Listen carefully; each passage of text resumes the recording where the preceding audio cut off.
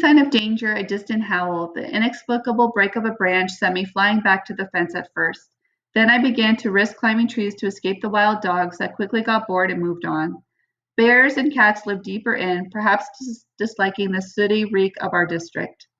On May 8th, I went to the Justice Building, signed up for my tesserae, and pulled home my first batch of grain and oil in Prim's toy wagon. On the 8th of every month, I was entitled to do the same. I couldn't stop hunting and gathering, of course. The grain was not enough to live on, and there were other things to buy, soap and milk and thread. What we didn't absolutely have to eat, I began to trade at the Hob. It was frightening to enter the place without my father at my side, but people had respected him and they accepted me. Game was game after all. No matter who'd shot it, I also sold at the back doors of the wealthier clients in town, trying to remember what my father had told me and learning a few new tricks as well. The butcher would buy my rabbits, but not squirrels. The baker enjoyed squirrel, but would only trade for one if his wife wasn't around. The head peacekeeper loved wild turkey. The mayor had a passion for strawberries. In late summer, I was washing up in a pond when I noticed the plants growing around me, tall with leaves like arrowheads, blossoms with 3 white petals.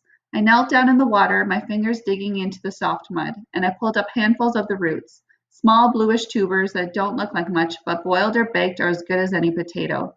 Katniss, I said aloud. It's the plant I was named for, and I heard my father's voice joking. As long as you can find yourself, you'll never starve. I spent hours stirring up the pond bed with my toes, a stick, gathering the tubers that floated to the top. That night, we feasted on fish and Katniss roots until we were all, for the first time in months, full. Slowly, my mother returned to us. She began to clean and cook and preserve some of the food I brought in for winter. People traded us or paid money for medical remedies. One day, I heard her singing.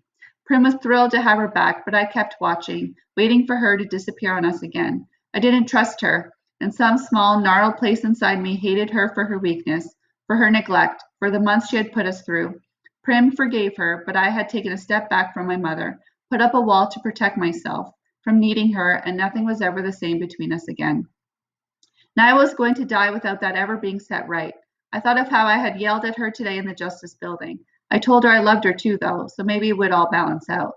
For a while I stand staring out the train window, wishing I could open it again, but unsure of what would happen at such high speed.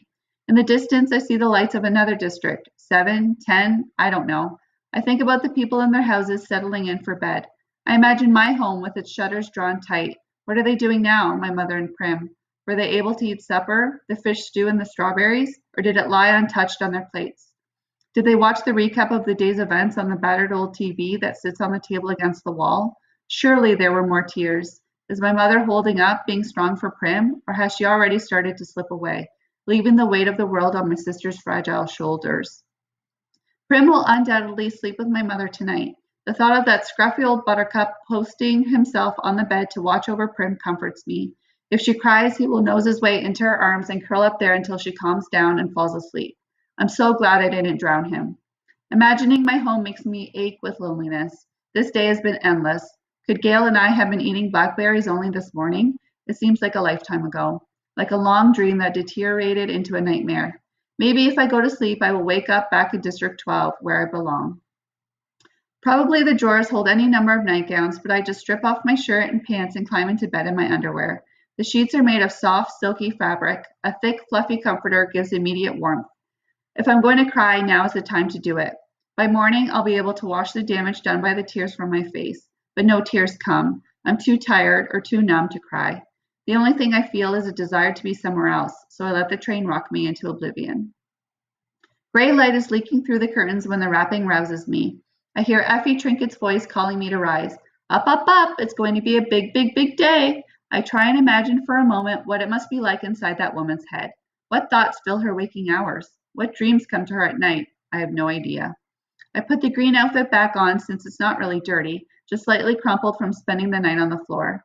My fingers trace the circle around the little gold mockingjay, and I think of the woods, and of my father, and of my mother and Prim waking up, having to get on with things.